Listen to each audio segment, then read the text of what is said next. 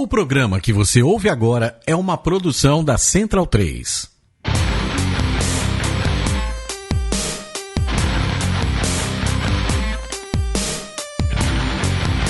Começa agora o Xadrez Verbal. Bom crepúsculo, ouvintes da Central 3. Está começando mais um Xadrez Verbal, a sua revista semanal de política internacional em formato de podcast, trazendo informação para você desse mundo cabra da peste, de norte e sul, de leste a oeste. Comigo está o meu companheiro Felipe Nobre Figueiredo, o homem por trás do tabuleiro. Tudo bom, Felipe? Tudo bem, você novamente inspirado nas rimas, justamente porque muita gente elogiou, Sim, te comendou. Encheram a minha bola. Falaram que você passou por um processo de reciclagem até. Sim. Porém, todavia, entretanto, tem duas cornetagens. O Thiago Mota tem 17 anos, disse que quando você me chamou de uma coisa que eu não vou repetir aqui, uma palavra muito feia, no aumentativo. Desculpa, Thiago. Eu acho que ele nunca ouviu esse termo. Ele tem 17 anos, ele é menor de idade, ele não podia ter ouvido isso.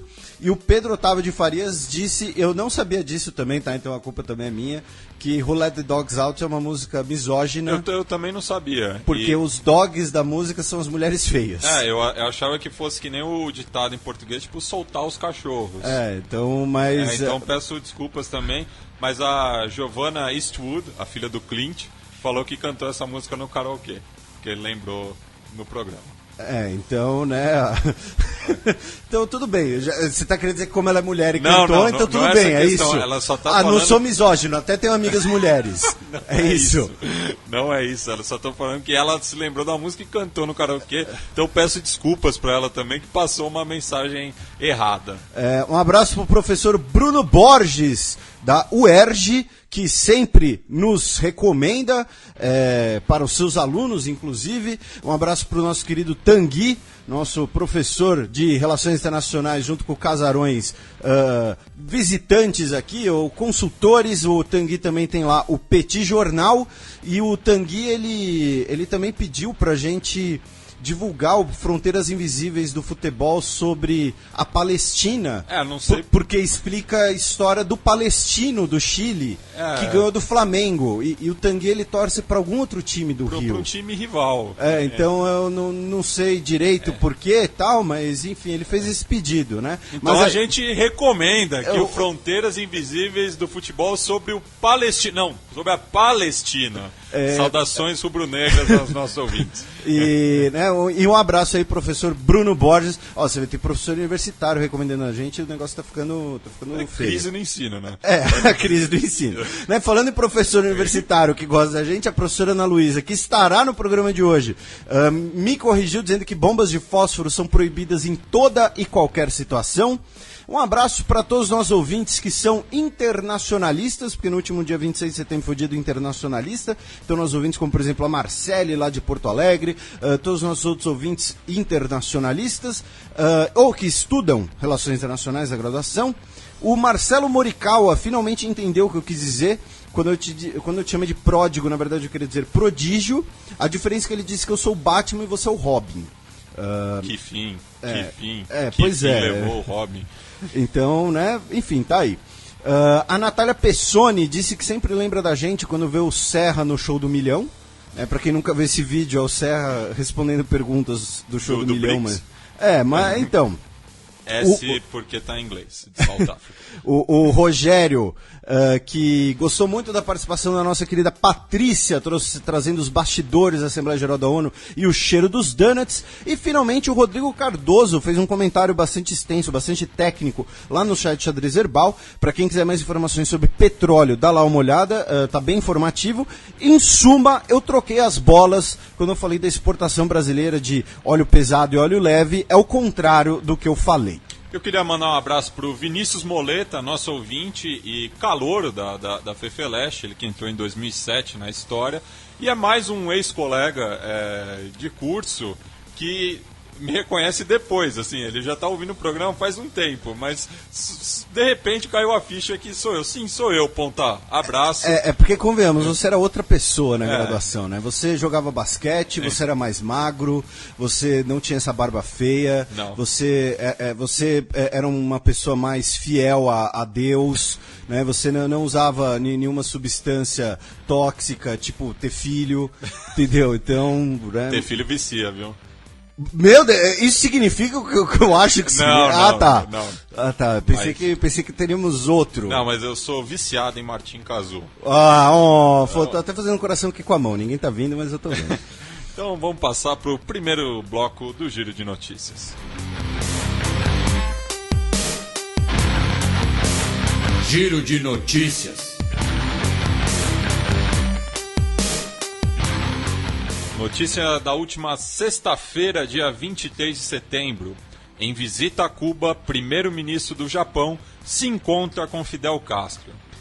O Shinzo Abe esteve em Cuba depois da Assembleia Geral da ONU, né, ao contrário, por exemplo, do presidente do Irã, que esteve em Cuba antes da Assembleia Geral. Na sua visita a Cuba, ele encontrou Fidel Castro, foi a primeira vez que um líder japonês visitou Cuba.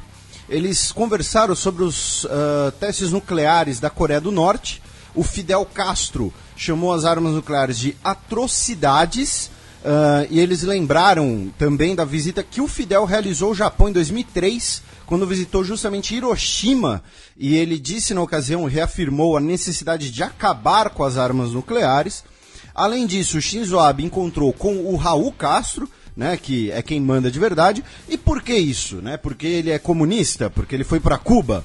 Não, na verdade, Cuba, assim como o Irã, e a gente já comentou isso em alguns programas, serão a bola da vez aí no mercado de investimentos internacionais, duas economias que vão se abrir por terem agora, digamos assim, um respaldo, a legitimidade de polêmicas anteriores, como o rompimento de relações com os Estados Unidos, no caso cubano, e no caso iraniano, o acordo nuclear.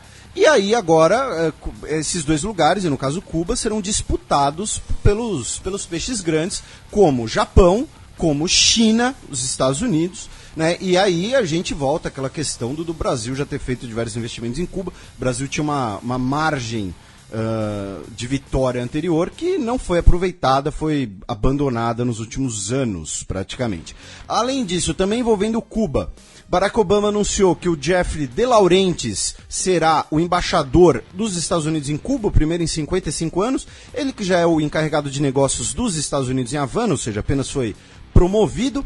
A revista Newsweek dessa semana trouxe uma matéria dizendo que Donald Trump violou o embargo a Cuba nos anos 90, tendo feito movimentações de no mínimo $70 mil, com a desculpa de que eram por caridade, por questões humanitárias. E, finalmente, também ainda envolvendo Cuba e o noticiário internacional, em Washington, um representante da Organização Mundial de Saúde e representantes dos Ministérios da Saúde do Brasil e de Cuba renovaram por mais 3 anos o programa Mais Médicos, né, essa coisa em Washington, envolvendo a OMS, essa coisa comunista que era coisa do PT. 24 de setembro, último sábado, documentos da CIA provam ordens de Pinochet em atentado em Washington. Só para deixar claro, o meu último comentário foi irônico, tá, gente? Melhor avisar, porque infelizmente não tem expressão facial, né? Quis dizer que o Mais Médicos foi renovado pelo novo governo, envolvendo a OMS e em Washington, né? Ou seja, enfim, sobre o Pinochet, documentos da CIA que foram entregados pela Michelle Obama. Olha lá, eu confundindo as Michelles. A Michelle Obama, numa cerimônia junto com a Michelle Bachelet e a família do diplomata chileno Orlando Letelier, entregou esses documentos da CIA para a família, dizendo que o diplomata, que foi embaixador em Washington do Chile na década de 1970 e foi ministro da Defesa de Salvador Allende, quando nós tivemos a deposição de Salvador Allende por Pinochet, ele foi a Washington se exilar, estava lá trabalhando para denunciar as violações de direitos humanos pelo governo chileno. Ele foi assassinado por ordens de Pinochet, que mudou o presidente da Suprema Corte do Chile para evitar a extradição dos envolvidos no caso e pediu a revisão de uma decisão judicial impedindo que brechas permitindo essa extradição solicitada pelos Estados Unidos não fossem feitas. E agora esses documentos comprovam o envolvimento, a ordem direta do Pinochet para esse assassinato em solo dos Estados Unidos. E o meu amigo Pablo Cuellar, que é estagiário na Embaixada Chilena em Washington, me alertou que documentos foram desclassificados, né, do Departamento de Estado dos Estados Unidos, mostrando que em 78 oficiais estadunidenses reconheciam que a CIA enviou dinheiro para ajudar opositores na eleição contra Salvador Allende, que também a agência investiu no Mercúrio, o diário opositor a Salvador Allende, e também que, novamente, a CIA canalizou dinheiro através de políticos da democracia cristã e do Partido Nacional para se oporem a Salvador Allende. Lembrando que também nós tivemos uma abertura de documentos em relação à Argentina, em relação ao envolvimento dos Estados Unidos com a ditadura argentina recentemente, né, como parte de uma aproximação com países latino-americanos, e também porque vários desses documentos perdem o prazo, né, de 50 anos normalmente de confidencialidade, e que também tem vários documentos já publicados também dos arquivos soviéticos em relação, no caso chileno, à infiltração de agentes da KGB. No caso argentino, eu não sei, não tenho nenhum conhecimento, mas no caso soviético, esses arquivos foram abertos muitos por conta do próprio fim da União Soviética. Também no último sábado, o primeiro-ministro da Índia diz que não medirá esforços para isolar Paquistão do mundo. Essa eu acho que é uma treta que ainda vai voltar bastante aqui no Xadrez Verbal no futuro próximo, infelizmente. Provavelmente será pauta principal em algum programa breve. O que aconteceu, né? Nós temos o território da Caxemira, que todos vocês já devem ter ouvido falar. A música do Led Zeppelin, Kashmir, apesar de ter esse nome, ela não tem nada a ver com a Caxemira. Eles escreveram no Marrocos, e como eles estavam muito loucos de ácido, eles batizaram de Kashmir porque seria mais legal. Maneira no Kashmir aí. Então, é basicamente isso. É uma região disputada por China, Índia e Paquistão.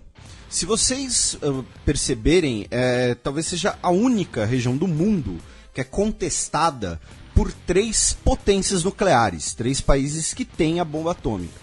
E, recentemente, nós tivemos ataques de grupos pró-Paquistão na região chamada Linha de Controle, que é uma região em que não há posse definida, como se fosse uma linha desarmada, desmilitarizada, que nem nós temos, por exemplo, entre as duas Coreias. Esses ataques de forças pró-Paquistão vitimaram 18 soldados indianos. E o premier indiano usou algumas palavras bastante fortes, né? Por exemplo, os terroristas exportados pelos nossos vizinhos mataram nossos soldados. A Índia nunca esquecerá disso. As pessoas do Paquistão deveriam perguntar aos seus líderes por que a Índia e o Paquistão obtiveram a liberdade no mesmo ano, mas a Índia exporta software e seus líderes exportam terroristas. Ele fez insinuações também sobre a questão do Osama Bin Laden, né? Lembrando que Índia, Paquistão e Bangladesh eram todos parte do Raj britânico até 47, e até hoje, nesse ano, melhor dizendo, nós já tivemos 85 vítimas fatais e 10 mil feridos na região da Caxemira em diversos protestos e ataques, seja de paquistaneses ou de indianos principalmente. Notícia do último dia 25 de setembro, domingo.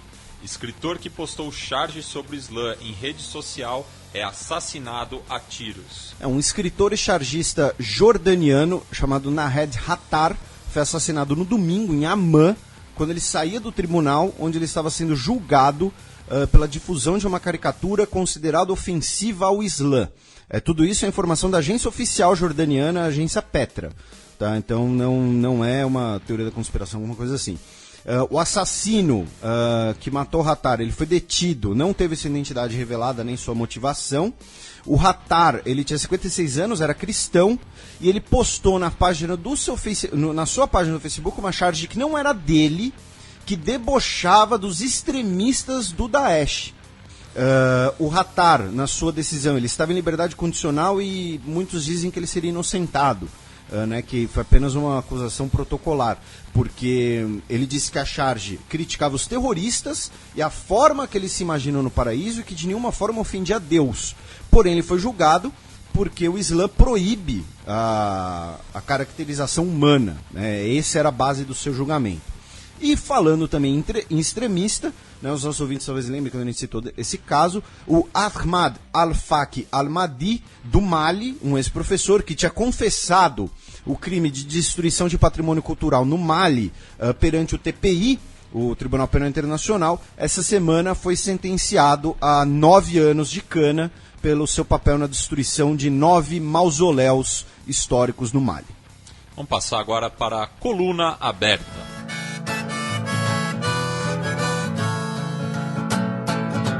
Coluna aberta. York City, summer sweat, and the boys are rolling a cigarette. Acordo de paz histórico entre governo colombiano e as Farc é assinado.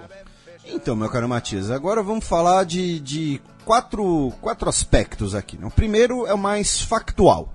Né, a gente já falou do tratado entre governo colombiano e as Farc em vários programas, né? Falamos alguns pormenores do acordo e tudo mais. Lembrando que o acordo ele foi assinado, mas ele só vai vigorar se ele for aprovado pelo voto popular domingo agora, dia 2 de outubro, mesmo dia que nós temos eleições municipais no Brasil, né? Então fazemos aquele apelo a todos os nossos ouvintes que votem consciente, né? Votem e votem no seu vereador favorito, não votem na legenda, porque a legenda pode acabar tendo voto deturpado pela nova lei eleitoral, pelo alguma coisa que eu li, mas enfim, ou então não votem, né? Votem nulo, justifiquem, enfim, faça o que quiser, não tô cagando regra, na verdade, com perdão do termo.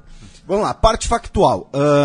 No último fim de semana, nós tivemos a assinatura do acordo entre o governo colombiano e as Farc, assinatura entre o presidente colombiano e o líder das Farc, o Rodrigo Timochenko Londoño. O acordo foi assinado com um balígrafo, que é um trocadilho, porque a caneta em espanhol é bolígrafo. E aí eles fizeram canetas a partir de balas de fuzil para simbolizar essas negociações. A assinatura foi numa cerimônia pública que contou com diversos líderes estrangeiros. O governo brasileiro foi representado pelo chanceler José Serra, e esse vai ser um dos próximos pontos que a gente vai falar. Mas estavam ali no palco, no momento da assinatura, ou seja, saíram na foto diretamente ligados à questão. Michelle Bachelet, do Chile, uma das observadoras, o Maduro, da Venezuela, também um dos observadores, o Macri, da Argentina, que é um recém-chegado na história, quase, mas o Pepeca, também um recém-chegado. Abro aspas pro Pepeca. Diga. Soy una persona liberal. Si quieren fumar su troncho, no es el fin del mundo. Ou seja, o Pepeca sinaliza com a legalização da maconha no Peru. Troncho é maconha ou é baseado? Na gíria é baseado. Ah, tá. E o Pepeca falou isso na Colômbia? Na Colômbia. Que beleza. O Rafael Correa, do Equador, o Peña Neto, do México, o Horácio Cartes, do Paraguai, o secretário-geral da ONU, Ban Ki-moon. E você falou do Peña Neto, também cabe lembrar que essa semana completou-se 2 anos do desaparecimento dos 43 estudantes em Ayotzinapa. E também o rei emérito espanhol, Juan Carlos, né, aquele que falou por que no te callas, por Chaves, que depois foi... Aquele que também tem um problema com o fisco. Tem problema com o fisco, tem problema com animais, né? Ele é contra animais ficarem vivos na dele. Mas que fez parte, né, o governo espanhol fez parte dessa mediação também, então ele estava lá representando o governo espanhol. Ou seja, todos esses líderes saíram ali na foto principal como mostrando a participação da América Latina e dos mediadores nesse papel. E, enfim, durante os pronunciamentos após a assinatura, a gente tem principalmente 2 momentos de destaque. O primeiro na qual o líder das Farc, o Rodrigo Timochenko, pegou o microfone e até pela questão muito sensível na sociedade colombiana, né? Ele disse: nós das Farc pedimos perdão pela dor que causamos. E ele foi muito bem recebido pelo público presente ao falar isso. E já o presidente colombiano disse que esse acordo é mais que um acordo entre um governo e uma guerrilha, e sim uma demonstração de que os colombianos não querem mais guerra e querem um desenvolvimento e a paz.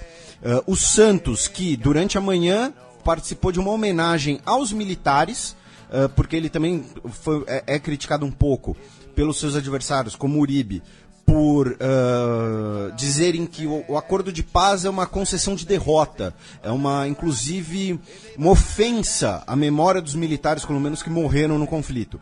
O Santos fez essa homenagem aos militares, dizendo que na verdade esse acordo era a mostra da vitória das Forças Armadas colombianas. E eu abro aspas também para Ingrid Betancourt, ex-candidata presidencial que ficou em cativeiro durante quase 7 anos, sendo libertada em 2008 durante a Operação Hack, e ela declarou essa semana: una Colombia con un nivel de esperanza mayor porque la esperanza es un motor de cambio. La Colombia que va a surgir después de un sí al plebiscito, que es lo que pienso que va a ocurrir, aprenderá a ser tolerante en términos políticos y sociales y a entender la justicia como una función reparativa y constructiva, no como un instrumento de venganza. Ela também declarou que é injustificável que alguns colombianos digam não aos acordos de paz. E lembrando que, além do Álvaro Uribe, o também ex-presidente Andrés Pastrana é umas vozes contrárias ao plebiscito, ao acordo de paz, ao não no plebiscito, no caso. E para fechar essa primeira parte, né, os nossos ouvintes talvez notem a ausência do Papa Francisco, né, que deu muito apoio ao processo de paz, e o Papa ele tem sido uma figura com muita aceitação na América Latina, né, não só por ser uma região com muitos católicos, mas por ser um Papa latino, né? Ele não foi, informações da Folha dizem que ele teria se recusado a ir para a Colômbia para evitar, digamos assim, roubar a cena, correr esse risco de darem muita importância a ele. E aí uma missa que foi conduzida na cerimônia da assinatura foi conduzida pelo cardeal Pietro Parolin, representando o Papa. Esse é o primeiro ponto. Agora vamos para o segundo ponto. Só também lembrar de um apoio interessante à paz, né, ao sim no plebiscito, é do Henrique Capriles, que faz parte da oposição moderada ao Maduro na Venezuela, que declarou que é um momento histórico para os nossos queridos irmãos colombianos que alcancem uma paz definitiva. Lembrando que durante muito tempo tem-se acho que é mais que uma suspeita, né? Você tem alguns indícios de algum envolvimento entre o governo venezuelano e as Farc, não necessariamente por questões ideológicas, mas para enfraquecer o governo colombiano, né? Durante algum tempo. Então tem esse aspecto também. Agora, o segundo tema que a gente precisa tratar aqui é, caso os nossos ouvintes tenham notado, e certamente notaram, não estava ali no palanque o representante brasileiro, no caso o José Serra, o Michel Temer. E aqui, para esse trecho aqui, eu recomendo que leiam a coluna do professor Matias Spector, da GV, sobre possíveis efeitos para o Brasil.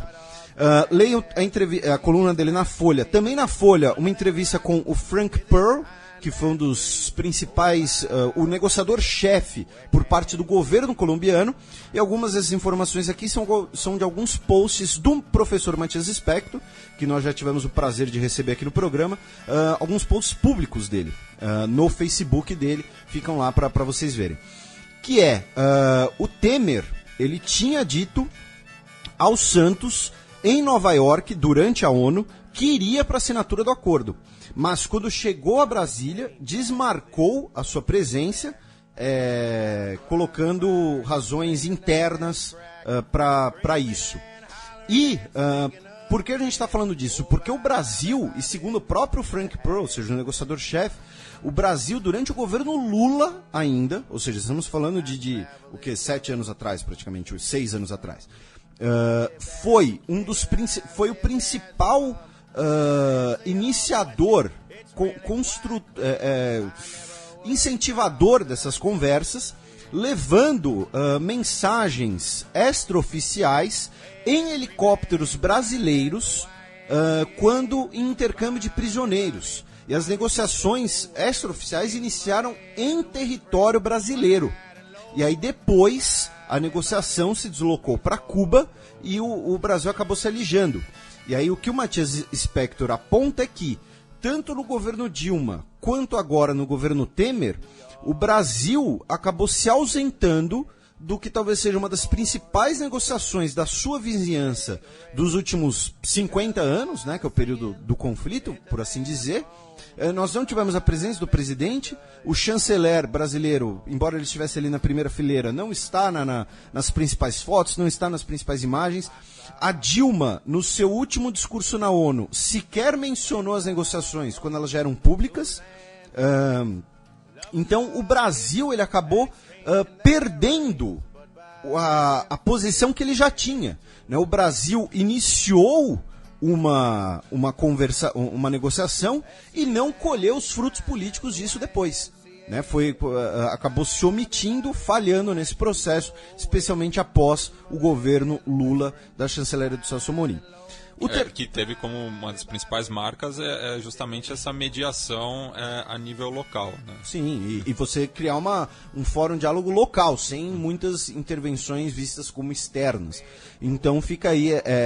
E aí tem a coluna do Matias Spector, fala dos possíveis efeitos para o Brasil no futuro, porém que são necessárias uma construção, digamos assim, uma reconstrução do papel brasileiro nessa negociação, nessa região. Continuando, o terceiro ponto é as Farc serem ou não terroristas a partir de agora.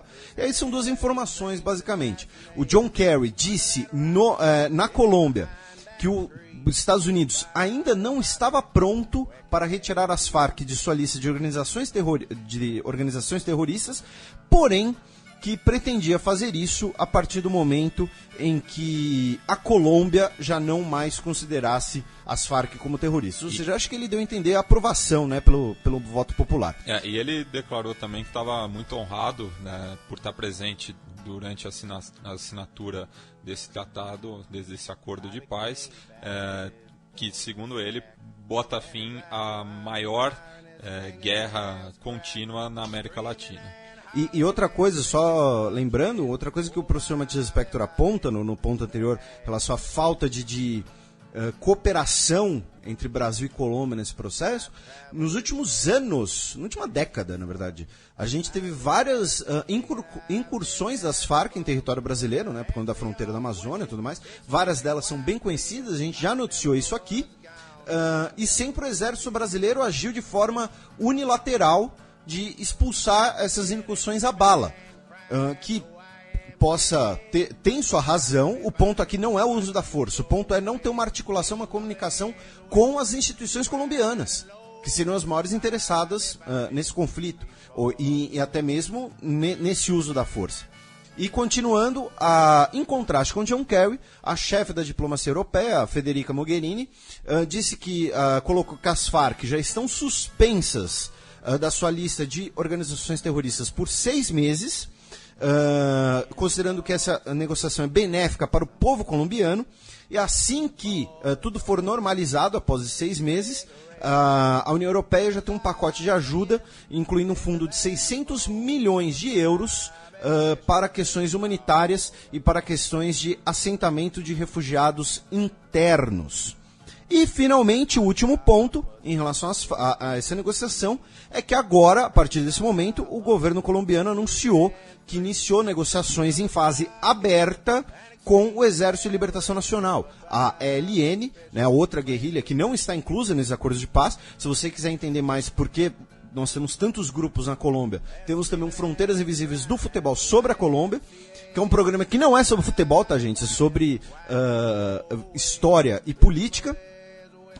E essas negociações começaram agora na fase aberta, porém já tem o primeiro impasse, que também informação à Folha pelo Frank Pearl, o negociador-chefe, é que as Farc elas não querem uma negociação distante do país, a ELN não quer uma negociação distante do país, ou seja, uma negociação em território colombiano, e eles não aceitam que a exigência inicial para a negociação seja a libertação imediata dos reféns em poder da guerrilha. Eles acreditam que isso é um ato muito forte para ser exigido agora, porém, como demonstração de boa vontade, eles declararam um cessar-fogo unilateral até a divulgação do resultado do plebiscito em relação às Farc. E falando de personalidades colombianas, né, Shakira. Com fama mundial, Shakira, por exemplo, se declarou pelo sim. Valderrama. Igualmente, Higuita também, Carlos Vives também. Asprilla não vi nenhuma declaração dele, mas a maioria das personalidades colombianas famosas mundialmente se declararam a favor do processo de paz. Eu não vi, eu digo a maioria porque eu não vi nenhuma personalidade colombiana contrária. Além das lideranças políticas. Sim, né? sim. Então, caso algum ouvinte saiba, nos contate também. Até porque eu não sei nomear nenhum outro cantor ou cantora colombiana que não seja Shakira, sendo bem honesto. Eu falei o Carlos Vives, mas... Não, você conhece vários porque você aprecia. Eu só conheço a Shakira porque ela é meio que onipresente. Né? Quem no colegial não cantou Estou Aqui? Quem na nossa faixa etária? E tentou, né? Porque... essa era a graça. Estou Aqui... Querendo ter... Enfim, vamos passar agora para o quadro das efemérides semanais. A Semana na História.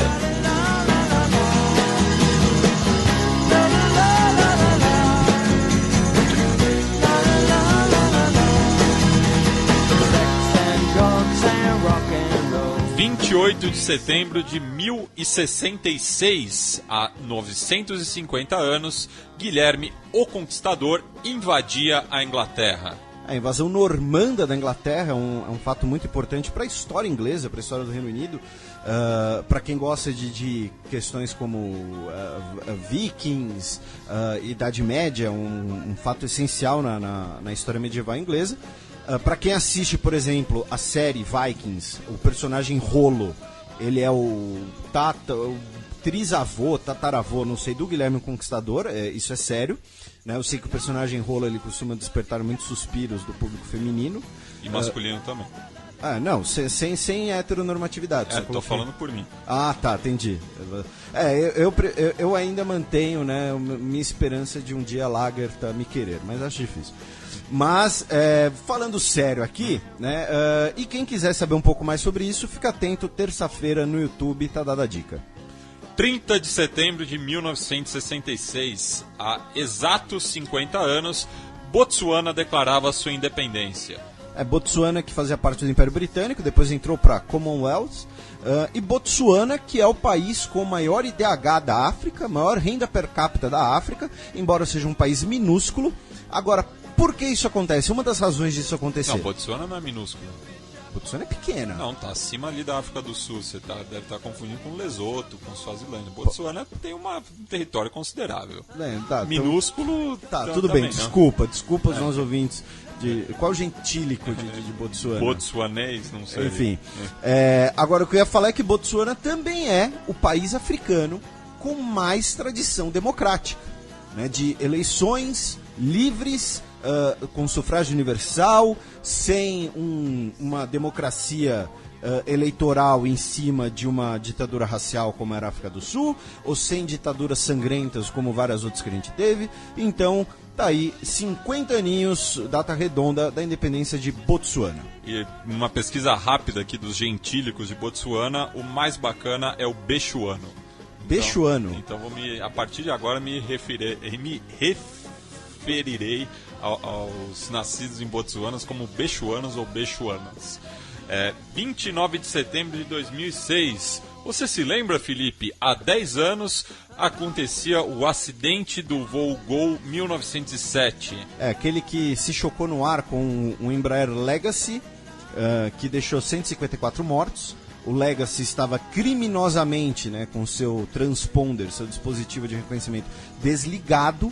Por isso que, né, essa coisa quase impossível, que são dois eventos chocarem no ar, aconteceu. Deixou 154 mortes até hoje. Quase ninguém foi responsabilizado. Então fica aí 10 anos desse absurdo da história aeronáutica brasileira. Vamos passar para o match.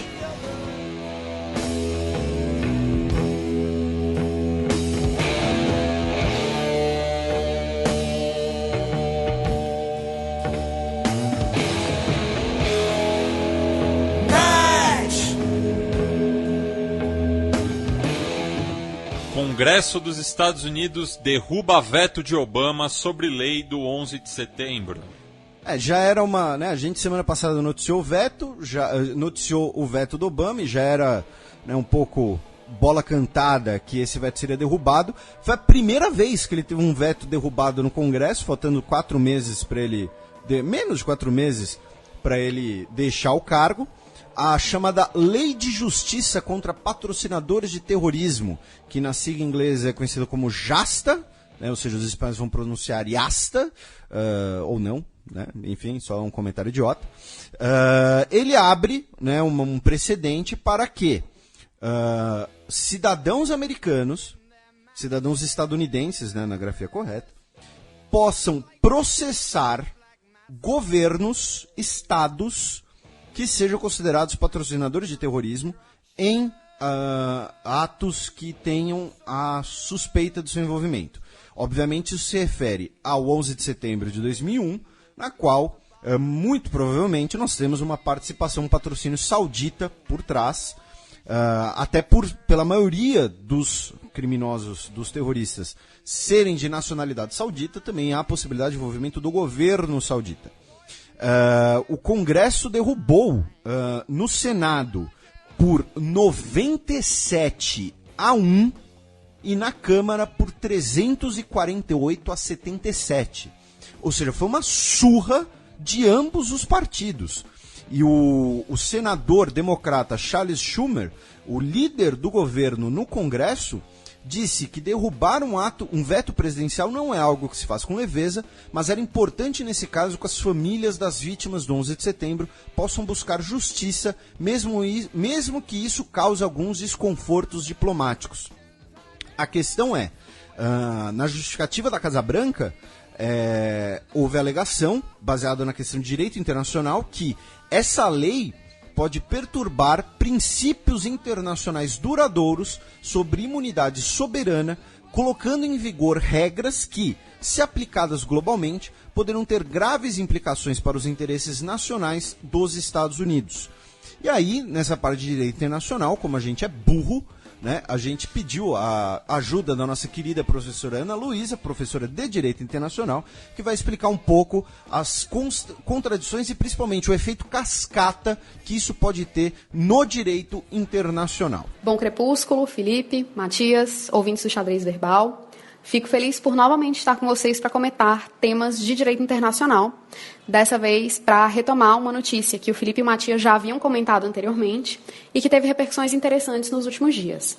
Na quarta-feira, o Congresso dos Estados Unidos, comprou uma briga e reverteu um veto do presidente Obama referente à legislação que permite que estados estrangeiros ou seus oficiais sejam processados em tribunais federais norte-americanos, portanto, tribunais nacionais, por apoiar atos de terrorismo cometidos em solo norte-americano. Isso significa levantar, desconsiderar as imunidades concedidas aos estados e aos seus oficiais em casos, em processos, perante cortes nacionais. Lembrando que toda essa discussão sobre essa legislação começou com relação à Arábia Saudita e o seu suposto, nunca provado, apoio a algumas das pessoas responsáveis pelos atos do 11 de setembro de 2001.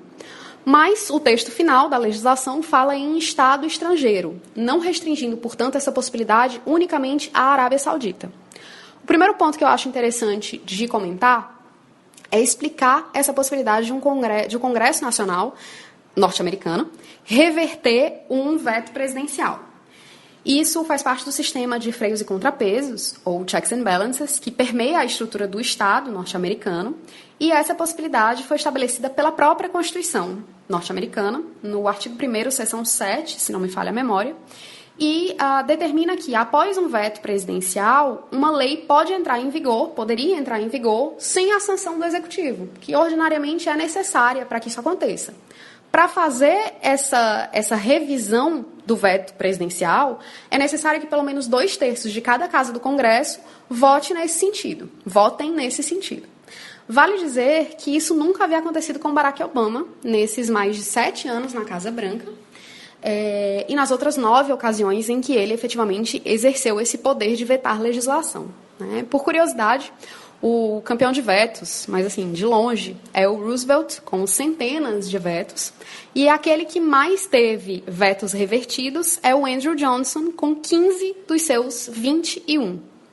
Segundo ponto, e aí puxando para o direito internacional, que é o que nos interessa, no fim das contas, então esse segundo ponto é a questão da reciprocidade, que já foi, inclusive, levantada pela administração Obama em pronunciamentos depois da votação, das votações, melhor dizendo, no Congresso Nacional. O princípio da reciprocidade é basilar no direito internacional. Essa regra autoriza um Estado a tratar outro da mesma maneira como aquele primeiro é tratado por esse outro. Por exemplo, se o Estado A apresenta a exigência de visto para que estados, ou melhor, nacionais do Estado B entrem em seu território, então está também aberta a possibilidade para que B exija o mesmo dos nacionais de A. Esse princípio só não vale, é bom frisar, para as obrigações ditas independentes, como aquelas ligadas ao direito internacional humanitário, ou seja, as regras que regem os conflitos armados, ou aquelas presentes em tratados de direitos humanos, por exemplo, na Convenção Americana de Direitos Humanos, no nosso Pacto de São José da Costa Rica. No entendimento da administração Obama, desconsiderar as imunidades jurisdicionais de um Estado perante as cortes norte-americanas abriria a porta para que outros Estados entendessem ser possível eles processarem, diante das suas cortes nacionais, os Estados Unidos ou seus agentes por atos cometidos no território daquele Estado estrangeiro. Para quem tem uma atuação internacional tão ampla e, em muitos momentos de sua história recente, juridicamente questionável, isso poderia causar problemas. Falando muito claramente, seriam processos recorrentes, né? Finalmente, o meu terceiro ponto é comentar rapidamente 2 precedentes internacionais que versam sobre o tema. O primeiro diz respeito à tentativa reiterada de famílias e sobreviventes do genocídio de Srebrenica, Potocari, na Bósnia, que aconteceu durante a Guerra de Independência, de processar os Países Baixos pelo seu suposto papel para que os fatos acontecessem. Isso só foi possível perante as cortes da própria Holanda, não perante as cortes bósnias. Ou seja, temos exemplos recentes, já que a decisão é de 2014, de imunidades jurisdicionais de Estado sendo observadas. Vale ressaltar que esse caso é um pouco diferente do caso atual, porque existiu toda uma discussão quanto à possibilidade de atribuição de responsabilidade aos Países Baixos pelos atos dos capacetes azuis, que eram de nacionalidade holandesa, mas que estavam em Srebrenica participando de uma missão de paz da ONU. O segundo caso se passou perante a Corte Internacional de Justiça, envolvendo a Alemanha e a Itália com intervenção da Grécia. Em 2008, a Alemanha processou a Itália perante a Corte, que é o mais alto órgão jurisdicional do Sistema Nações Unidas, porque havia diversas decisões de cortes italianas no sentido de ignorar a imunidade do Estado alemão em casos referentes a vítimas de crimes da Alemanha nazista.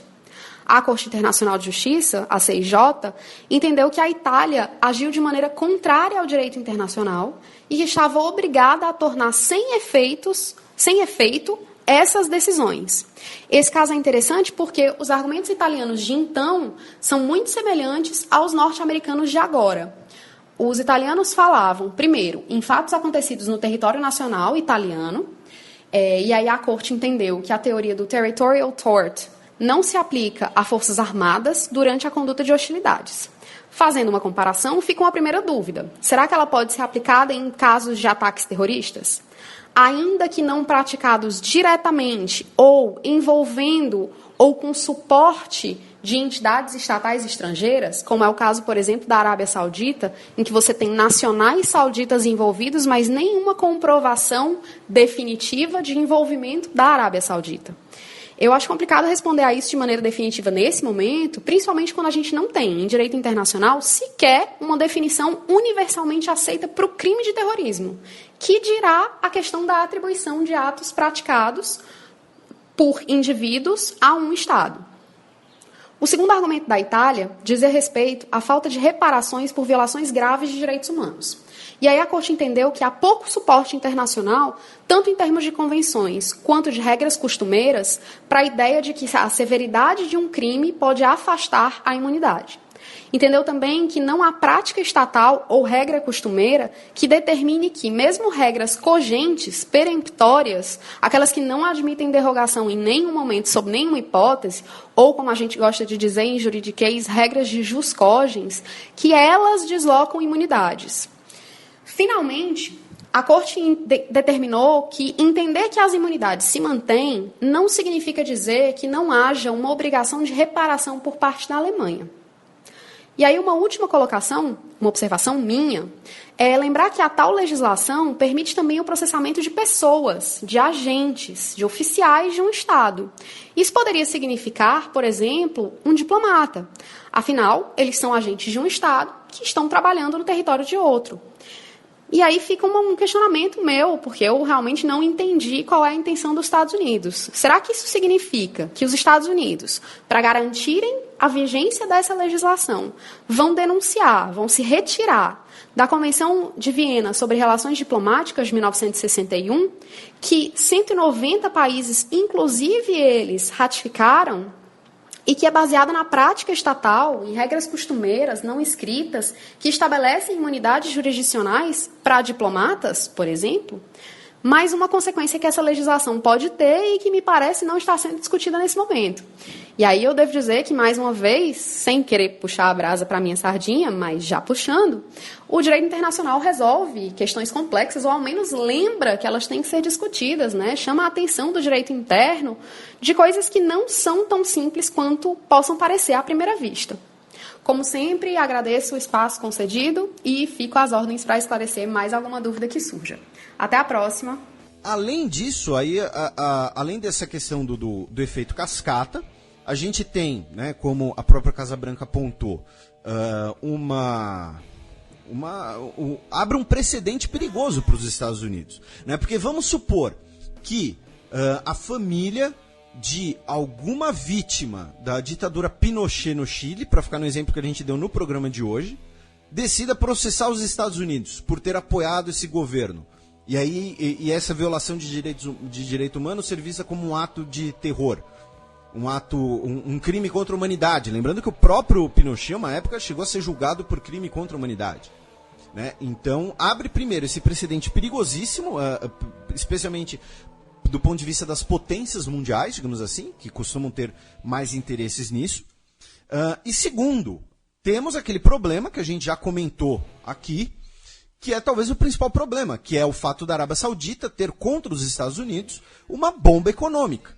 Né, que a Arábia Saudita ela tem 750 bilhões de dólares em títulos do Tesouro Americano e outros ativos, e os saudistas já várias vezes ameaçaram que podem se forçar a vender essa grana, a vender esses títulos no mercado. Por quê? Primeiro, do ponto de vista pragmático, evita que esses bens, esse patrimônio, melhor dizendo, sejam congelados por ações na justiça americana, por ações na justiça dos Estados Unidos.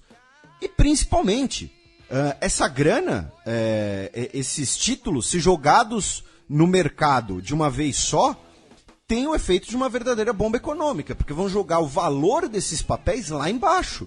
Consequentemente, vão jogar o valor do dólar e a própria economia americana, óbvio, falando aqui num tom um pouco mais exagerado, mas pode colocar a economia americana num processo muito rápido, muito grave de desvalorização.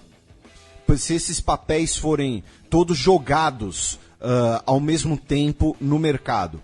Tanto que o sistema bancário dos Estados Unidos recomendaram cautela ao governo dos Estados Unidos e ao governo saudita.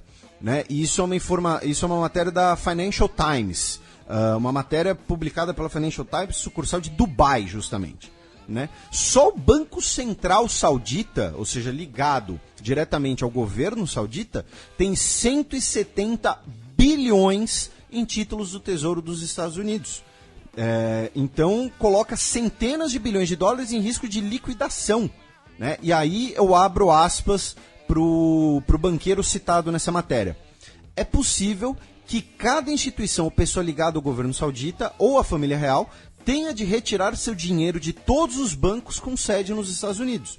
Se um tribunal norte-americano ordenar confiscos, seria aplicável a todas as empresas registradas nos Estados Unidos. Ou seja, a gente está falando aqui não só de dinheiro do governo saudita, no Banco Central Saudita, mas também de empresas sauditas nos Estados Unidos. Empresas, muitas vezes de petróleo, mas também uma série de outras empresas. Empresas que fazem venda de armamentos, que é um mercado muito importante para os Estados Unidos, o mercado saudita de armamento.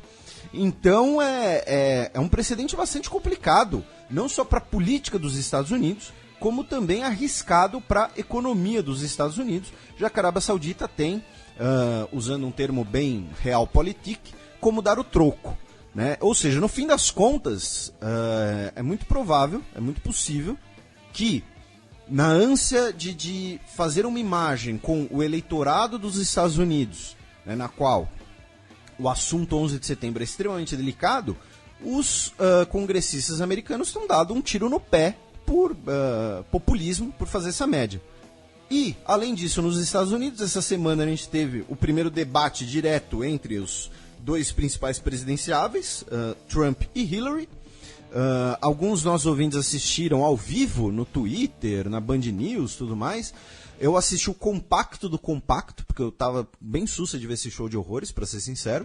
Como previsto, foi um show de horrores, né? Tanto que talvez a informação mais relevante para o nosso ouvinte seja que o principal legado desse debate é a discussão sobre as ofensas machistas do Donald Trump em relação a uma ex-Miss América, que é de origem venezuelana, que ele disse que é gorda e tem cara de empregada. Que está gorda e que tem cara de empregada. E foi um concurso que aconteceu, tipo, décadas atrás, se não me engano. Aí a Hillary disse que ela, essa ex-Miss declarou voto nela, por conta dessas palavras do Trump. Aí o Trump mordeu a isca no debate, e aí no dia seguinte ficaram só falando disso. Se não me engano, ela teve 6 milhões de mentions no Twitter, a ex-Miss. Então, né, é isso. O debate dos Estados Unidos basicamente foi ligado a isso. Obviamente, também teve questões ligadas especialmente à política e segurança e à economia, mas apenas reiterando as posturas que vocês já conhecem dos dois candidatos. E a professora Vivian, inclusive no Drops final dela, vai falar um pouquinho disso sobre a economia dos Estados Unidos e recessão, e o Trump querer colocar a economia dos Estados Unidos em primeiro lugar, né, uma política um pouco mais protecionista. Sendo que isso é outra contradição, né? A gente que se diz liberal e acha que o Trump deveria ganhar. O Trump eu não sei o que ele é, mas ele é um cara extremamente protecionista do ponto de vista econômico. E o diário USA Today declarou hoje no seu editorial, um editorial anti-Trump, se posicionou pela primeira vez na história. É um jornal relativamente novo, né? Foi fundado em 1982, mas nunca tinha declarado abertamente numa eleição presidencial uma postura contra algum candidato. Essa é outra moda também nos Estados Unidos, né? Teve o vídeo dos Vingadores falando contra o Trump. Teve o vídeo do elenco do Simpsons. Teve o último Jornada nas Estrelas, o elenco do último Jornada nas Estrelas, com J.J. Abrams, que é o diretor do último Guerra nas Estrelas também. Ou Star Trek e Star Wars para os fãs mais juvenis. Essa é a nova onda lá. Então, assim, o debate, talvez o nosso ouvinte fique até um pouco frustrado, mas o debate ele foi completamente midiático. Ele não teve nada de substância, de conteúdo. Então, infelizmente, é o que tem que falar. Vamos passar agora para o cheque.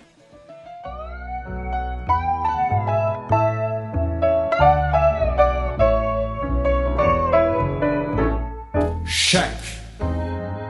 Y el cafillo donde estaba cuando caíste en desgracia, el que siempre acompañaba tus momentos de viudez. Falando em substância, em conteúdo, a gente tem que falar sobre a morte de Shimon Peres, ex-presidente de Israel e Nobel da Paz. Ele morreu na última quarta-feira. Morreu na noite de terça no Brasil, já era quarta em Israel.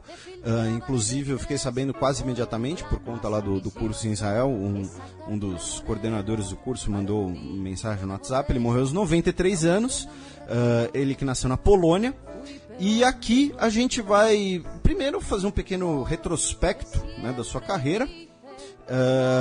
colocar a importância dessa figura para Israel, colocar as possíveis consequências políticas da sua morte, mas principalmente falar um pouco do caráter complexo que é a figura de Shimon Peres, né? Porque o que acontece? A história, né, ela adora criar um mito, né, criar uma lenda, e para você criar mitos e lendas e heróis, você normalmente cria figuras monolíticas, né? Então, para ficar num exemplo que eu sempre gosto de lembrar para as pessoas, né? Reino Unido, véspera da Segunda Guerra Mundial, né?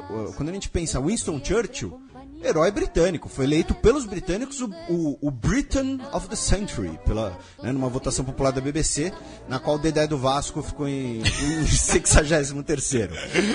Mas ele entrou para a história como um herói, né, o líder britânico durante a guerra. Mas a gente novamente lembra para os ouvintes, ouçam Fronteiras Invisíveis do Futebol sobre a África do Sul para conhecer melhor o Winston Churchill. Então, e ele tem faceta de advogar por genocídios no Império Colonial Britânico, ter tomado decisões militares atrapalhadíssimas, como a campanha de Galípoli na Primeira Guerra Mundial, que resultou na morte de milhares de australianos e neozelandeses. Na Austrália, o Churchill não é tão bem visto assim, por exemplo, porque ele teria usado os australianos de bucha de canhão de propósito. E, por outro lado, quando você pensa no Chamberlain, que foi o antecessor dele, ele entrou para a história como o quê? Como o fraco, o bundão, né? O cara que cedeu para Hitler. Mas, ao mesmo tempo, ele foi o cara que falou, não, tenho que negociar com Hitler? Tenho, mas eu vou aqui triplicar a produção bélica do Reino Unido, porque eu sei que uma hora o caldo vai apertar e hoje eu não tenho como entrar em guerra. Então hoje eu tenho que ceder um pouco, mas vou triplicar a indústria militar. Então a história, quando ela vive de heróis, mas todas essas figuras vão ter caráter dúbio. Então a gente vai fazer um pouco desse retrospecto aqui do Shimon Peres. Pois bem, ele nasceu na Polônia, foi para Israel nas vésperas da Segunda Guerra Mundial. Ele é considerado o último dos fundadores de Israel, porque ele fazia parte ali do núcleo dos líderes da fundação de Israel. Ele cresceu em kibbutz perto de Tel Aviv. Em 43 ele virou secretário do movimento juvenil trabalhista sionista, né? Lembrando que o movimento trabalhista e os movimentos socialistas têm um papel essencial na fundação de Israel. E em 47 ele foi recrutado pelo Davi Ben-Gurion, o fundador do Estado de Israel, para ser um dos líderes da Haganah, o embrião do que futuramente seria as Forças de Defesa de Israel. E para muita gente, inclusive para o Império Britânico na época, era uma organização terrorista, né, porque a Haganah fazia ataques inclusive contra os britânicos. Em seguida, ele passou a ser um negociador, passou a agir especialmente como um diplomata, um negociador, um articulador entre entidades, entre organizações do governo de Israel. Ele estava hospitalizado há 2 semanas já, né?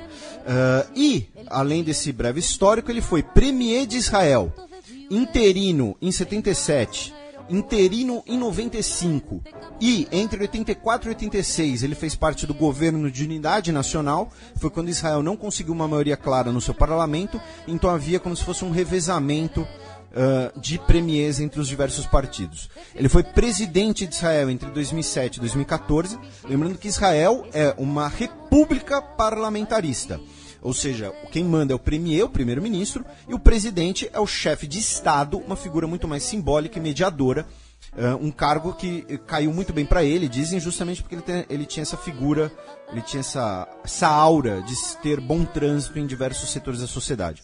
Ele foi ministro de Relações Exteriores de Israel por 3 vezes, incluindo o período de 92 a 95, ou seja, o período das negociações de Oslo com os palestinos, na qual ele futuramente ganhou o Nobel da Paz, junto com Arafat e Yitzhak Rabin.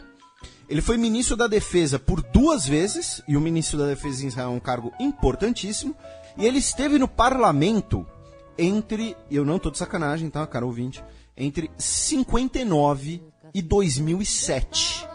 Foram, né, aí basicamente 50 anos de vida parlamentar do Shimon Peres, e nesse período todo assumindo esses diversos cargos. Ou seja, ele é uma figura que tem uma importância enorme para a fundação e existência de Israel.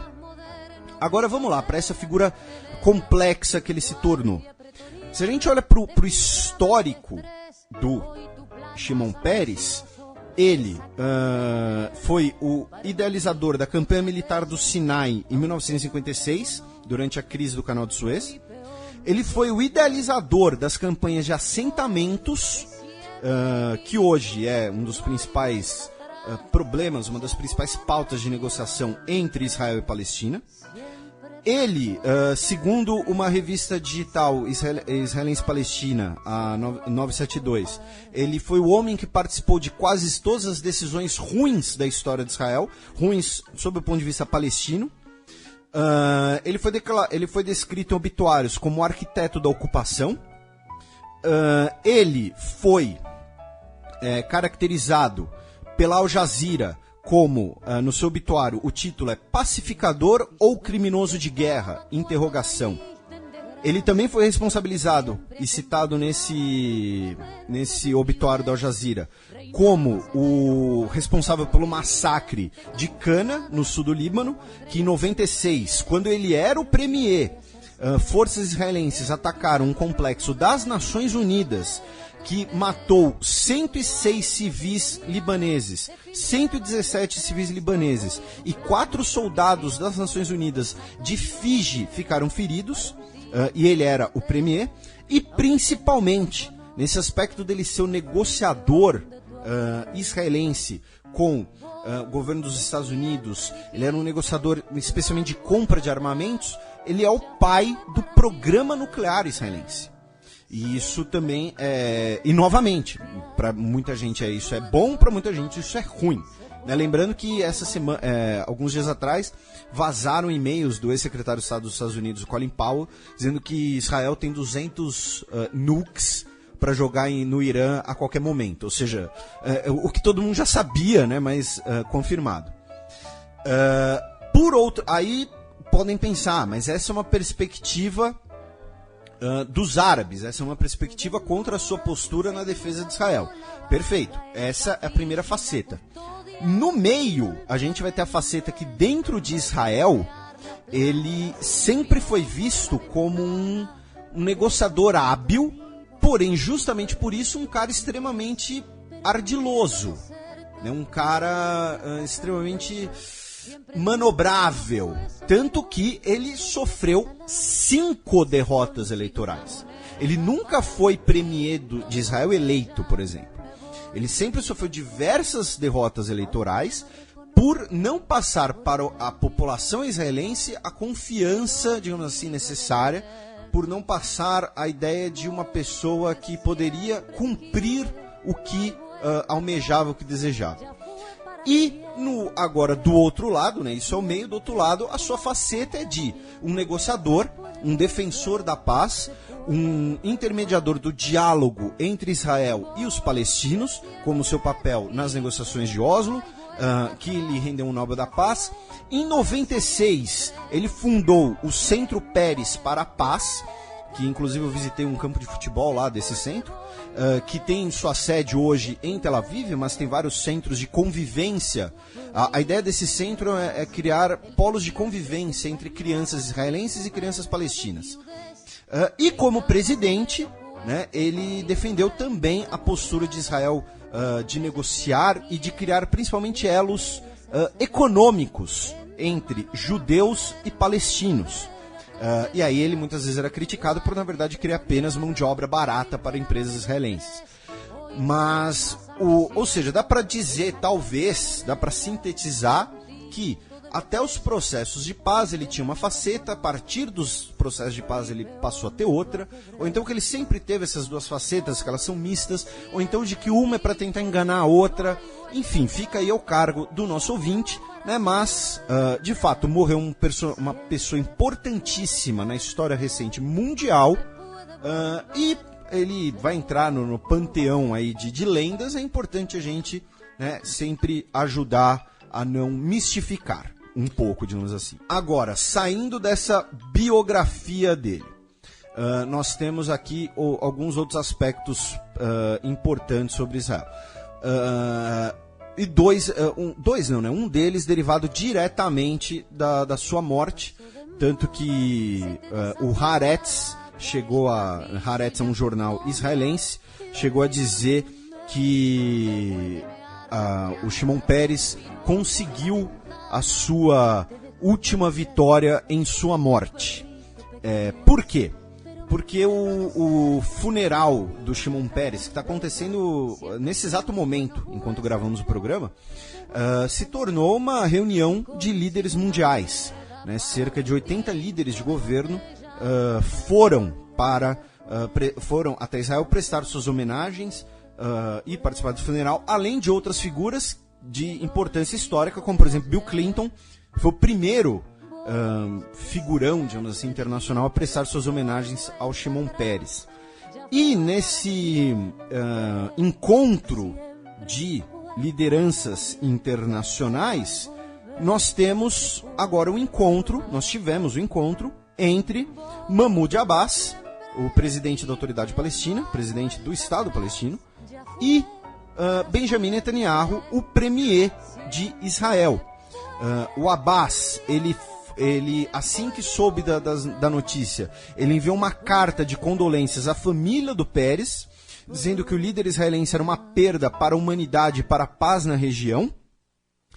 Solicitou autorização ao governo israelense para ir até Jerusalém com uma delegação participar da cerimônia, no que devemos elogiar, e também devemos elogiar o governo israelense do Benjamin Netanyahu, que autorizou essa presença, autorizou essa delegação. Foi a primeira vez que a base esteve em território israelense desde 2010. Ele teve um breve encontro com o Benjamin Netanyahu, que teria dito: é bom lhe ver novamente, hoje de manhã. E ele foi o único líder palestino, único líder árabe, melhor dizendo, presente. Isso criou até uma saia justa no mundo árabe. Porque, por exemplo, os ministros do exterior do Egito e da Jordânia estiveram presentes, mas por questões mais protocolares. O Ministério do Bahrein mandou uma nota de condolências à família do Peres, não ao governo de Israel, lembrando que o Bahrein não reconhece o Estado de Israel. E o Hamas, que controla a faixa de Gaza, disse que o povo palestino está feliz com a partida desse criminoso envolvido no derramamento de sangue palestino. Porém, repetimos, pelo menos serviu a ocasião para o Abbas e o Netanyahu poderem se encontrar, quem sabe retomar as negociações que o Putin quer realizar em Moscou. E finalmente, para fechar aqui Israel, o Serra foi ontem para Israel, para solenidades, foi anteontem na verdade, até porque é uma viagem um pouco longa.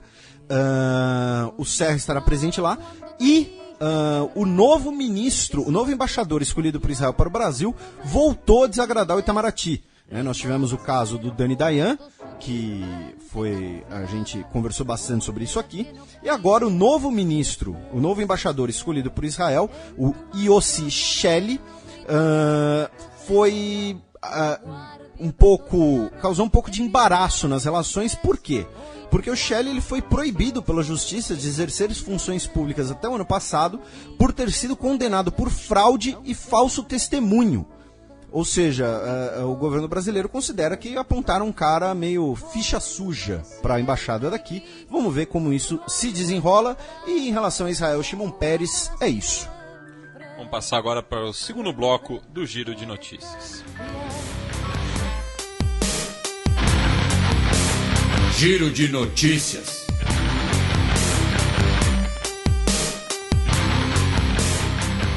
Notícia do último domingo, 25 de setembro. Fethullah Gulen diz que Erdogan planejou golpe contra si próprio na Turquia. Tô chocado.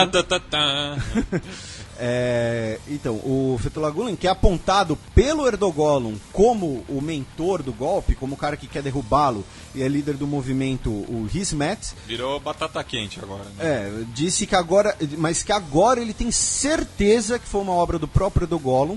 Abro aspas para ele. Com todas as provas que saíram, que ele planejou se tornou uma certeza. Ele está aproveitando o golpe para se reforçar. Uma das bolas que a gente levantou por aqui, né, em relação ao Erdogan. E ainda em relação ao Erdogan, né, a Deutsche Welle ela está processando o Ministério da Juventude e Esporte turco.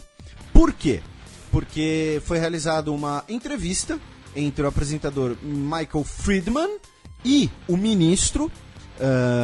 E após a entrevista, o ministro disse que aquela entrevista não ia ao ar, porque as perguntas não foram as combinadas. Muito democrático também dessa parte, né? O repórter disse, o jornalista disse, mas são os assuntos que surgiram, tal. Ele teria perguntado sobre o golpe e perguntado sobre a presença da mulher na sociedade turca. E aí, assim que o ministro saiu da sala, forças de segurança ou funcionários do ministério confiscaram o material. E agora a Deutsche Welle está processando o Ministério, exigindo a devolução desse material que está confiscado há 3 semanas. Ainda no Oriente Médio, notícia da última terça-feira, 27 de setembro. Tropas do governo sírio avançam sobre o centro histórico de Alepo.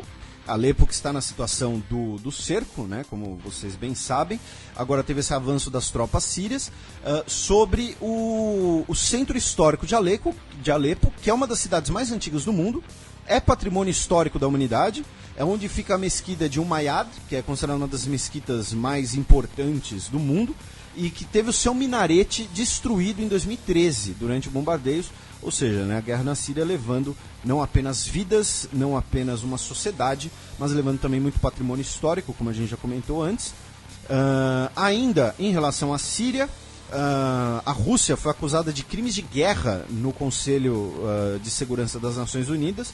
Foi acusada pelo representante do Reino Unido de usar bombas bunker busting, né, detona bunkers, e bombas de fósforo, como a gente comentou, bombas incendiárias, contra áreas civis, dizendo que isso é um absurdo, que isso é barbárie. A Rússia disse que esse tom e essa retórica são inadmissíveis. Agora, olha só que curioso. Quando um representante do governo sírio foi se pronunciar no Conselho de Segurança, tanto esse representante do Reino Unido, o embaixador do Reino Unido, quanto os representantes dos Estados Unidos e da França se retiraram da sala. Aí fica difícil também, né? Vocês podem criticar a Rússia de cometer barbáries, mas pelo menos ouvem, no caso, a resposta da Síria. A Rússia disse que o que ela faz é luta antiterrorista, ao contrário de alguns dos seus críticos. E se nisso a gente manteve o tom na Síria, mantendo o tom em antiguidades, o Iraque agora abriu um novo museu de antiguidades na cidade de Bassorá, que muitos veículos de imprensa brasileiros noticiam como Basra, porque eles não traduzem dos veículos internacionais, com cerâmicas, moedas e artefatos de mais de 2.000 anos, sendo que a cidade existe desde 400 anos antes de Cristo. E o museu é localizado em um palácio que era do Saddam Hussein, e foi financiado com grana da BP, uma petroleira que opera na região. Porém, todavia, entretanto, né, você ter museus, você ter vida cultural, você ter resgate da história daquele local, daquela sociedade, é importante para um país se normalizar, lembrando que o Iraque ainda passa por um conflito interno intenso. Notícia da última quarta-feira, 28 de setembro. Voo MH17 foi derrubado por míssil russo em 2014, concluiu investigação. Uma investigação formada por Países Baixos, ucranianos, belgas, malaios e australianos, disse que o voo da Malásia foi abatido, aquele voo voando sobre a Ucrânia, foi abatido por um voo russo vindo de território controlado pela Rússia, e que logo depois o equipamento foi retirado e que eles teriam inclusive até 100 suspeitos. Lembrando que a tragédia levou 298 mortos e principalmente foi uma das justificativas para sanções contra a Rússia por uma suposta intervenção na guerra civil ucraniana. Quer dizer, suposta não, né? Uma intervenção clara na guerra civil ucraniana. O suposta fica em relação ao MH17 e ter vitimado civis. Já o governo russo disse que essa investigação é tendenciosa, politicamente motivada, não contempla todos os envolvidos, ou seja, não tem russos na investigação, colocando que todos os dados de radar exclusivos russos mostram que não havia nenhum objeto voador lançado pelos rebeldes naquele momento, e que se o míssil foi disparado, ele foi disparado do outro lado. Lembrando que as forças ucranianas também usam mísseis de fabricação russa, então isso coloca a salada maior ainda. Vamos passar agora para o DOPS, sobre economia, com a professora Vivian. Olá pessoal, estou de volta mais uma vez com um papinho sobre economia internacional, em especial os resultados sobre o debate da Hillary e do Trump. Hoje com uma ideia um pouco mais de análise histórica, comparativa com os grandes acontecimentos e evolução da economia internacional e quais as reais preocupações que precisamos ter com uma eventual candidatura ou da Hillary ou do Trump. Muito tem se discutido sobre, na iminência do Trump ganhar, e talvez a ideia e a avaliação de que a Hillary tenha vencido esse último debate, sobre as medidas econômicas que o Trump adotaria caso levasse essa última eleição dos Estados Unidos. Obviamente, as suas ideias e seus discursos em que constantemente fala, inclusive esse é o slogan de campanha do candidato, sobre a necessidade de fazer a América um bom lugar novamente, tocando aí na tentativa de recuperação da renda das classes média, média alta e alta, e a famigerada ideia sobre a construção do muro, de isolar os Estados Unidos e tornar a economia voltada para dentro, ligam o sinal de alerta dos principais dirigentes globais. Pudemos, inclusive, nessa coluna, ter a oportunidade de falar 2 vezes sobre esse assunto, tanto na análise inaugural sobre a cúpula do G20, quanto na última coluna sobre a 71ª Assembleia Geral da ONU. Como destacado anteriormente, falamos muito sobre as preocupações dos dirigentes globais sobre o processo de antiglobalização e, em contraponto a essa preocupação, destacando quais foram os principais ganhos da integração global, da integração comercial, tanto em termos econômicos, de crescimento e renda, quanto em termos sociais, melhoras nos indicadores de saúde, de educação e, no limite, uma melhora na distribuição da renda global e no bem-estar social. A proposta é um pouquinho diferente e é um convite para uma análise um pouco mais crítica. Ainda que possa parecer contraditório com as colunas anteriores, é sempre bom a gente dar um passeio pela história e entender em que medida essa preocupação da antiglobalização faz sentido e em que intensidade. A gente olha os indicadores da década passada, dos anos 2000, obviamente essa é uma preocupação pertinente. O efeito China, a abertura comercial desse país e o próprio crescimento dos países em desenvolvimento, Brasil inclusive, tornaram a economia global extremamente acelerada e numa trajetória muito ascendente. Isso, traduzindo em números, fazia com que o comércio internacional crescesse numa velocidade muito maior do que o próprio PIB dos países. Quando a gente observa os indicadores dos anos 2010, obviamente impactados pela crise financeira de 2007 a 2009, a gente percebe que teve uma redução brusca do comércio internacional. Só para trazer em números, essa redução fica em torno de 21%. Teve uma recuperação depois disso, a partir de 2013 principalmente, mas a gente percebe até alguns movimentos de inflexão negativa, ou seja, uma mudança de tendência.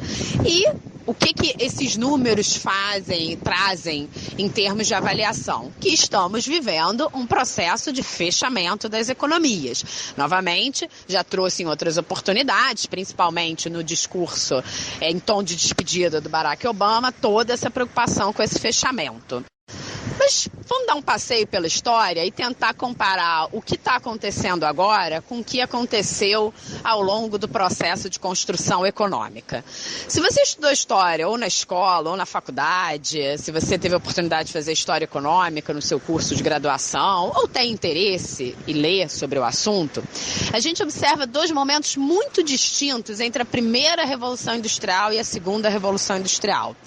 Nascida no berço do liberalismo econômico, em grande medida explicada por ele, a primeira Revolução Industrial tem características significativamente diferentes da segunda Revolução Industrial.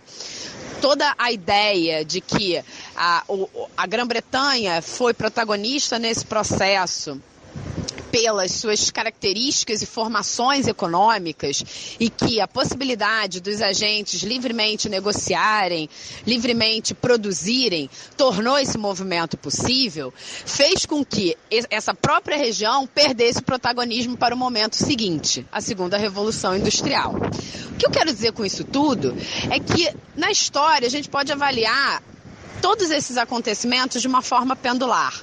Se na primeira Revolução Industrial a gente teve características mais parecidas com a de concorrência, com a do liberalismo, na segunda Revolução Industrial, esse próprio movimento cresce da observação dos agentes da época de que vivíamos uma grande depressão pré-segunda Revolução Industrial, mas em grande medida justificada pela redução dos lucros desses agentes e dos detentores dos meios de produção. Traduzindo nesse economês que às vezes pode ser um pouco chato, para quem era o dono das fábricas, a observação de que seus lucros estavam reduzindo caracterizava um período como uma espécie de depressão.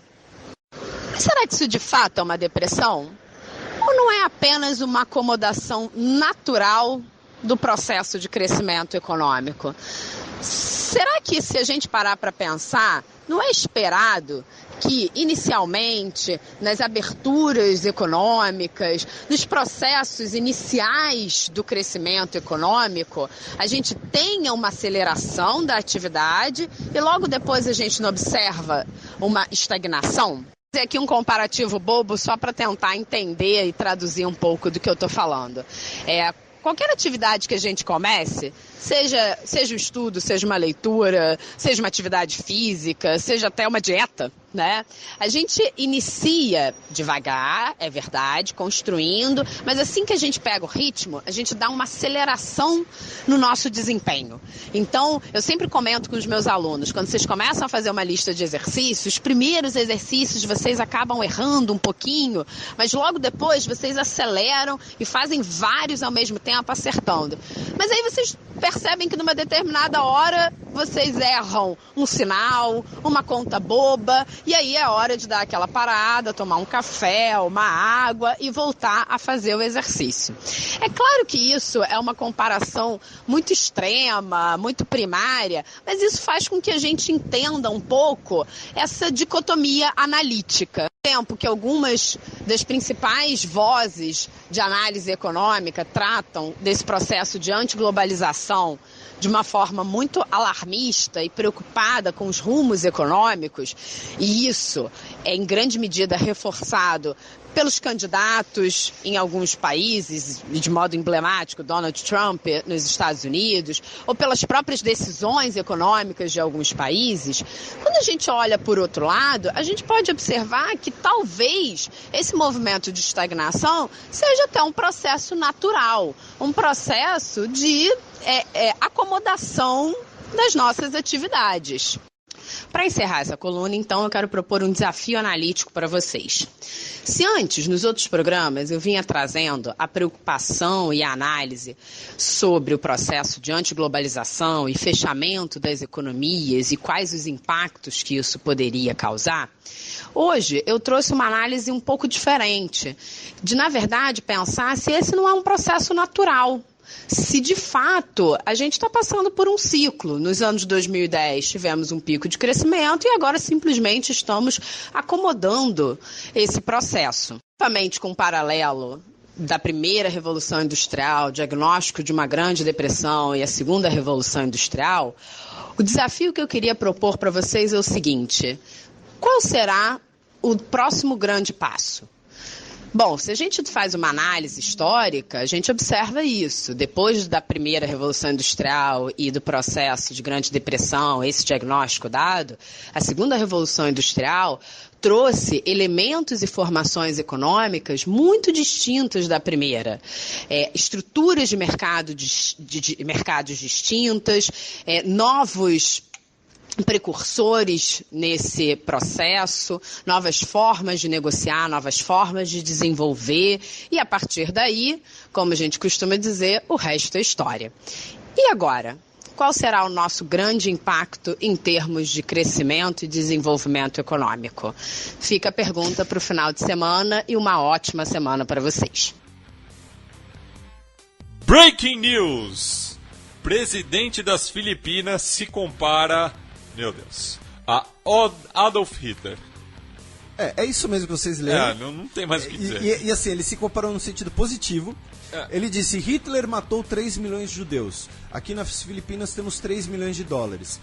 3 milhões de usuários de drogas. O que vocês acham que eu devo fazer? E levantou tipo o punho, assim, todo pimpão. E é isso. Eu não consigo comentar muito mais que isso, é isso. Eu tô embasbacado. E, só pra dar um tom mais sério a isso, né, o líder do Yad Vashem, o Museu do Holocausto em Jerusalém, disse que, obviamente, espera um pedido de desculpas do presidente filipino por fazer essa comparação esdrúxula, por fazer piada com a morte de milhões de judeus. Eu acho que o mais provável é que ele seja chamado de filho de alguma coisa pelo presidente filipino do que receber um pedido de desculpas. Vamos chamar ele. Neymar é o nome dele! Neymar é o nome dele! Neymar é o nome dele! O menino Neymar de hoje é dedicado a José Trajano, que tomara que siga lutando contra o jornalismo sapatênis, que é responsável por milhares de manchetes com Neymar no título. E em homenagem a José Trajano, propomos também um minuto de silêncio em homenagem à ESPN Brasil, né, que está cada vez mais perto do momento derradeiro, né?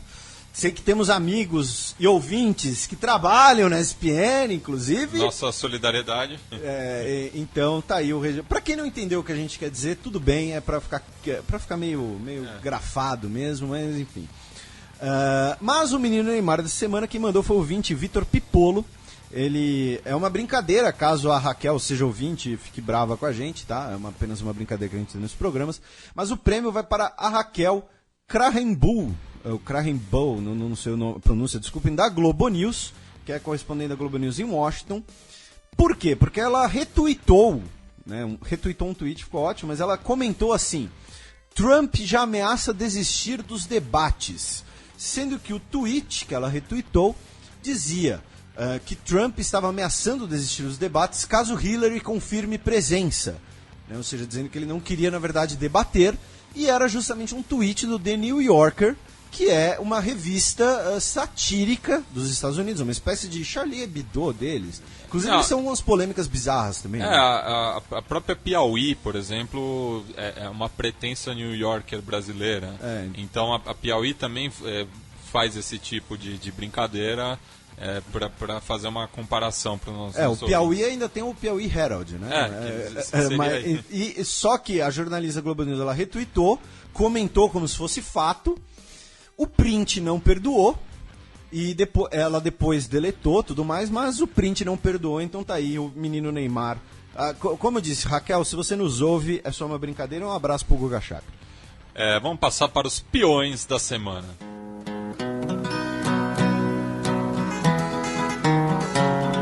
Os peões. A bullet from the back of a bush took Medgar Evers' blood. A finger fired the trigger to his name. A handle hit out in the dark. Felipe, o peão isolado dessa semana vai para quem?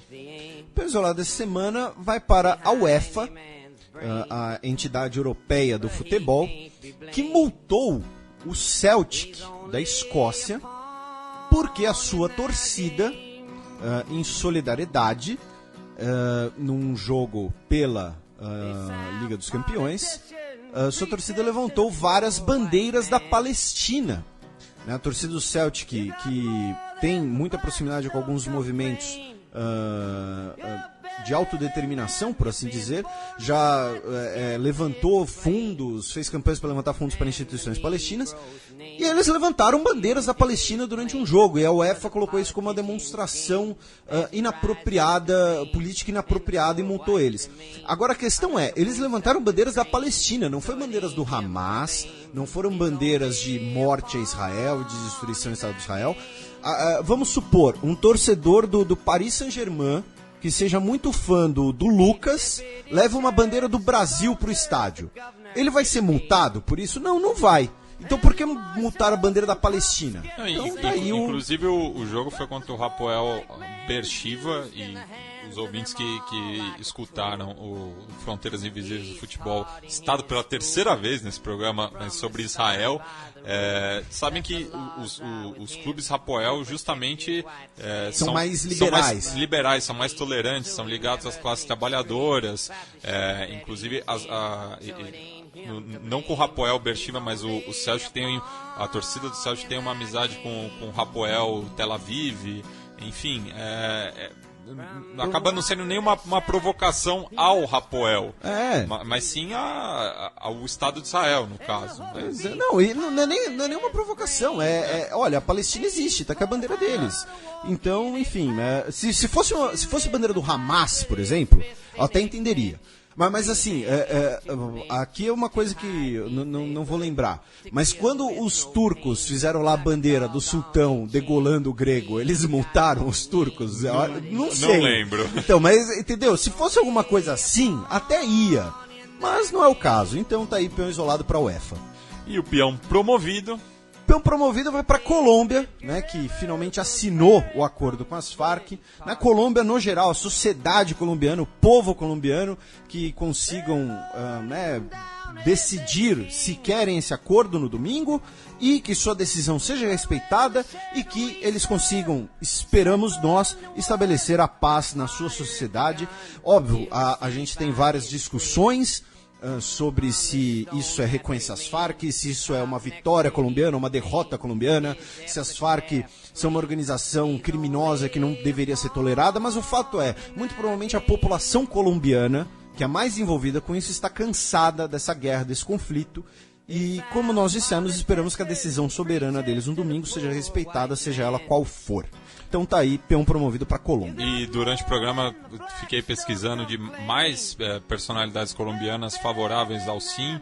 Então cito também o John Leguizamo, o Juanes... John Leguizamo é colombiano? Colombiano. Não sabia. A Sofia Vergara e o Radamel Falcão. E um dos poucos... uma personalidade colombiana que tem sido bastante pressionada nesse sentido é o James Rodrigues, que ainda não se posicionou. Você não achou nenhuma que é contra? Por enquanto, nenhum que é não contra. dizer que você é tendencioso. Não, e a Mariana Parron, que também ganhou 2 medalhas de ouro no ciclismo durante as Olimpíadas, em Londres e no Rio de Janeiro, também não se declarou, mas ela se posicionou contra montagens que foram feitas dela, declarando não. Mas também não se posicionou. Vamos passar agora para as dicas culturais. DJ Muzz. The Almighty. DJ Muzz. The time has come. Sétimo selo.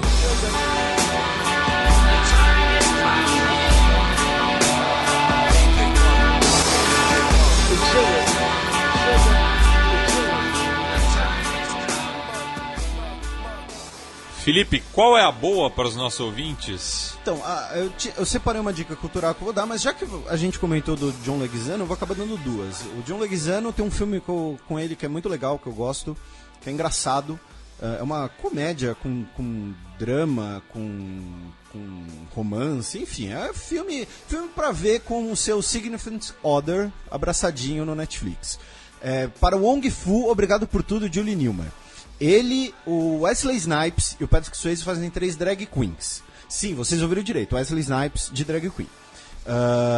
E, além desse filme, a dica que eu ia dar é o filme Os Deuses Devem Estar Loucos, que eu assisti quando era criança. Não sei se ele sobreviveu ao teste do tempo, sendo bem sincero. É um clássico. Mas é o filme africano de maior bilheteria da história. E a origem da história dele, ele começa em Botsuana. Então tá aí, Os Deuses Devem Estar Loucos. E para o Wong Fu, obrigado por tudo, Julie Newmar. Julie Newmar, eterna mulher gato. Não estava combinado isso comigo e o Felipe, mas já que eu citei o John Leguizamo, para surpresa do Felipe não saber que ele era colombiano, vou citar um filme colombiano que ele faz, que trata justamente sobre a migração, que chama Paraíso Travel, um filme de 2008, e citando números da Anistia Internacional, são calculados nesse conflito que dura mais de 50 anos, 7,9 milhões de vítimas, sendo que dessas 6,9 milhões são de desplaçados, de pessoas que fugiram, né, do seu local de origem. São mais 267 mil assassinados, 46 mil desaparecidos, 29 mil sequestrados e 11 mil vítimas de minas terrestres. Considerações finais, Felipe? As de sempre, mandem seus e-mails, seus recados, seus elogios, suas críticas, seu carinho, seu fel. A gente sempre lê, demora para responder, mas leio sempre. Sempre muito bom receber esse retorno de vocês. Compartilhem, divulguem, falem, isso aqui é um podcast de política internacional. Convertam seus familiares à mídia podcast, né? Porque podcast ou a pessoa ouve vários ou ela nem sabe o que é. E nesse sentido, mando um abração aqui pro Thiago Miro do Mundo Podcast, talvez o maior, talvez não, certamente a maior referência brasileira em podcasts, sobre a mídia podcast é o Mundo Podcast. Então, são esses meus recados finais. Um abraço para todo mundo. E novamente, votem consciente no domingo, ou não, ou tanto faz, ou sei lá. E música de encerramento, hoje escolha do Felipe. Então é para eu isso. Então, a música de encerramento é que essa semana nós tivemos exatos 30 anos da morte do baixista Cliff Burton, baixista e fundador do Metallica. Morreu num acidente de ônibus durante a tour, o ônibus caiu em cima dele. Então, como encerramento, era a tour do álbum Master of Puppets. Então a música de encerramento vai ser justamente a música título Master of Puppets, que fala para vocês ficarem longe das drogas.